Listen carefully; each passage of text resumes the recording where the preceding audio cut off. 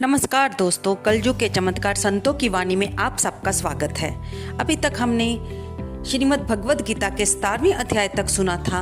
आज हम सुनेंगे 17वें अध्याय का महात्म्य।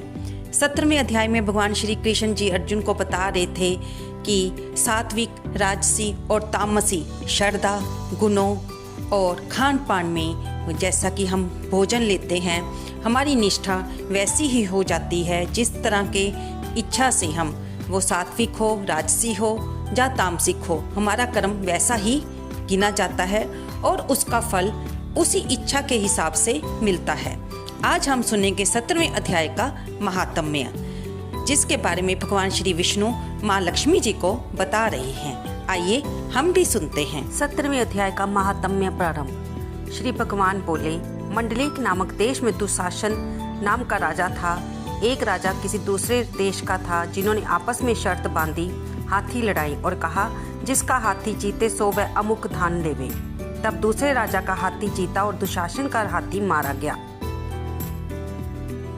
तब दुशासन को बड़ी चिंता हुई कि एक तो धन गया और दूसरा हाथी मरा और तीसरा लोगों में हंसी हुई।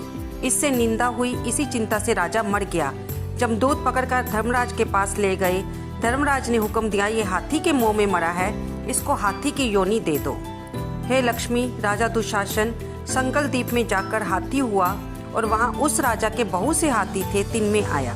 उसे पिछले जन्म की खबर थी। मन में बार बार पछताए कि मैं पिछले जन्म में राजा था और अब हाथी हुआ हूँ। बहुत रुदन करे, कुछ खावे पीवे ना। इतने में एक साधु आया जिसने राजा को ये श्लोक सुनाया। राजा बड़ा प्रसन्न हुआ और बोला, हे संत जी, कुछ मांगो। तब संत ने कहा कि मेरे पास सब कुछ है लेकिन हाथी नहीं है। तब राजा ने ऐसा सुनकर वही हाथी उस साधु को दे दिया। साधु वह हाथी लेकर अपने घर आया। उसे दाना दे लेकिन वह खाए नहीं, पानी दे, पानी भी ना पिए और रुदन करे। मन में सोचा कि कोई ऐसा होवे जो मुझे इस जोनी से छुड़ावे। तब उस साधु ने महावत को बुलाया कि इस हाथी को क्या दुख है, खाता पीता कुछ नहीं। महावत ने कहा कि इसको कोई रोग नहीं है। तब साधु ने राजा से कहा कि हाथी तो कुछ खाता पीता नहीं, खड़ा रुदन करता रहता है। जे सुनकर राजा आप देखने को आया। राजा ने बड़े बड़े वैद्य बुलाए और सबको हाथी दिखलाया। उन्होंने कहा कि राजा, इसको कोई मानसिक दुख है, देह का कोई दुख नहीं है। तब राजा ने कहा, हाथी तू ही बोल, तुझे क्या दुख है। परमेश्वर की शक्ति से मनुष्यों की भाषा में हाथी ने कहा, राजा तू बड़ा धर्मज्ञ है, ये ब्राह्मण भी बड़ा बुद्धिमान है। इसके घर का अन्न जो खावे वह मनमज्ञ हो जाता है। वह अन्न मुझको कैसे मिले। तब साधु ने कहा, हे राजा, अपना हाथी फेर ले।